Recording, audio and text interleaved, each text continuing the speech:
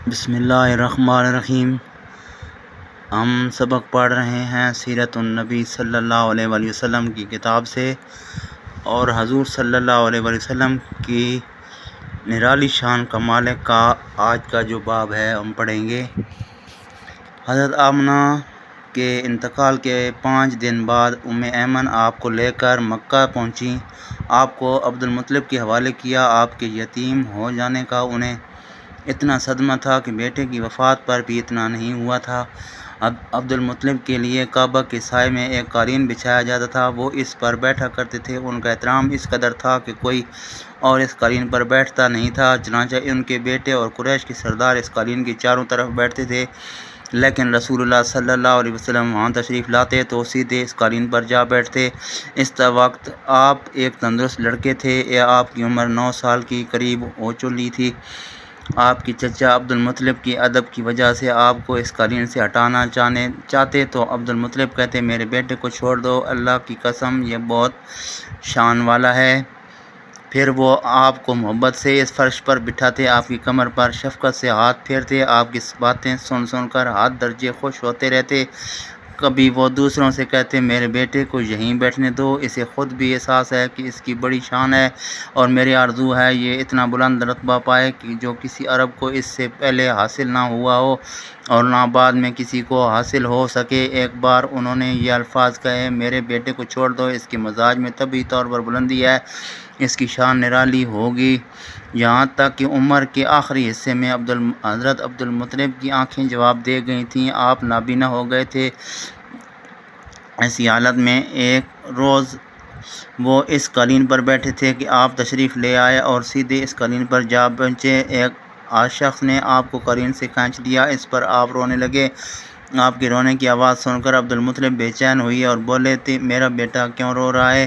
آپ کی قالین پر بیٹھنا چاہتا ہے، ہم نے اسے قالین سے اتار دیا ہے۔ یہ سن کر عبد المطلب نے کہا میرے بیٹے کو قالین پر ہی بٹھا دو، یہ اپنا رتبہ پہچانتا ہے، میری دعا ہے کہ یہ اس رتبے کو پہنچے جو اس سے پہلے کسی عرب کو نہ ملا ہو، اس کے بعد کسی کو نہ ملے۔ اس کے بعد پھر کسی نے آپ کو قالین پر بیٹھنے سے نہیں روکا۔ ایک روز بنو مدلج کے کچھ لوگ حضرت مطلب سے ملنے کے لیے آئے، ان کے پاس اس وقت آپ صلی اللہ علیہ وسلم بھی تشریف فرما تھے۔ بنو مدلج کے لوگوں نے آپ کو دیکھا، یہ لوگ قیافہ شناس تھے، آپ کا آدمی کا چہرہ دیکھ کر اس کی مستقبل کے بارے میں اندازے میں بیان کرتے تھے۔ انہوں نے عبد المطلب سے کہا اس بچے کی حفاظت کریں، اس لیے کہ مقام ابراہیم پر جو حضرت ابراہیم علیہ السلام کی قدم کا نشان ہے، اس بچے کی پاؤں کے نشان بالکل اسی نشان سے ملتا ہے۔ اس قدر مشابہت ہم نے کسی اور کے پاؤں کے نشان میں تو نہیں دیکھی۔ ہمارا خیال ہے یہ بچہ نرالی شان کا مالک ہوگا، اس لیے اس کی حفاظت کریں۔ مقام ابراہیم خانہ کعبہ میں وہ پتھر ہے جس پر حضرت ابراہیم علیہ السلام کعبہ کی تعمیر کے وقت کھڑے ہوئے تھے۔ معجزے کے طور پر اس پتھر پر ابراہیم علیہ السلام کے پیروں کے نشان پڑ گئے تھے۔ لوگ اس پتھر کی زیارت کرتے، یہی مقام ابراہیم ہے، چونکہ آپ حضرت ابراہیم علیہ السلام کے نشان کی نسل سے ہیں، اسی لیے ان کے پاؤں کی مشابہت آپ میں ہونا قدرتی بات تھی۔ ایک روز حضرت عبد المطلب خانہ کعبہ میں حجر اسود کے پاس بیٹھے ہوئے تھے، ایسے ہی ان کے پاس نجران کے عیسائی آ گئے، ان میں ایک پادری بھی تھا۔ اس پادری نے عبد المطلب سے کہا ہماری کتابوں میں ایک ایسے نبی کی علامات ہیں جو اسماعیل علیہ السلام کی اولاد میں ہونا باقی ہے، یہ شہر اس کے جائے پیدائش ہوگا، اس کی یہ نشانیاں ہوں گی۔ ابھی یہ بات ہو رہی تھی کہ کچھ شخص آپ کو لے کر وہاں آ پہنچے۔ پادری کی نظر جو نہیں آپ پر پڑی، وہ چونک اٹھا، آپ کی آنکھوں، کمر اور پیروں کو دیکھ کر وہ چلا اٹھا وہ نبی یہی ہیں، یہ تمہارے کیا لگتے ہیں؟ عبد المطلب بولے یہ میرے بیٹے ہیں۔ اس پر وہ پادری بولا تب یہ وہ نہیں، اس لیے یہ ہماری کتابوں میں لکھا ہے کہ اس کے والد کا انتقال اس کے پیدائش سے پہلے ہو جائے گا۔ یہ سن کر عبد المطلب بولے یہ دراصل میرا پوتا ہے، اس کے باپ کا انتقال اس وقت ہو گیا تھا جب یہ پیدا بھی نہیں ہوا تھا۔ اس پر پادری بولا ہاں یہ بات ہو نا، اب اس کی پوری طرح حفاظت کریں۔ عبد المطلب کے پاس محبت کا یہ عالم تھا کہ کھانا کھانے بیٹھتے تو کہتے میرے بیٹے کو لے آؤ۔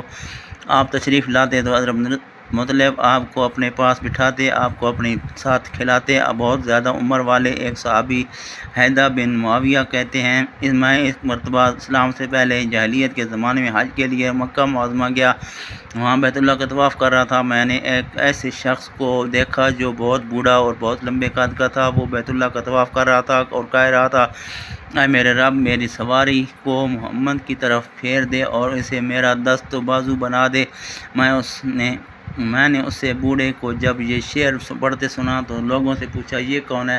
لوگوں نے بتایا، یہ عبدالمطلب بن ہاشم ہے، انہوں نے اپنے پوتے کو اپنے ایک اونٹ کی تلاش میں بھیجا ہے، وہ اونٹ گم ہو گیا ہے، اور وہ پوتا ایسا ہے جب بھی کسی گم شدہ چیز کی تلاش میں اسے بھیجا جاتا ہے تو وہ چیز لے کر ہی آتا ہے۔ پوتے سے پہلے یہ اپنے بیٹوں کو اس اونٹ کی تلاش میں بھیج چکے ہیں، لیکن وہ ناکام لوٹ آئے ہیں۔ اب چونکہ پوتے کو گئے ہوئے دیر ہو گئی ہے، اس لیے پریشان ہیں اور دعا مانگ رہے ہیں۔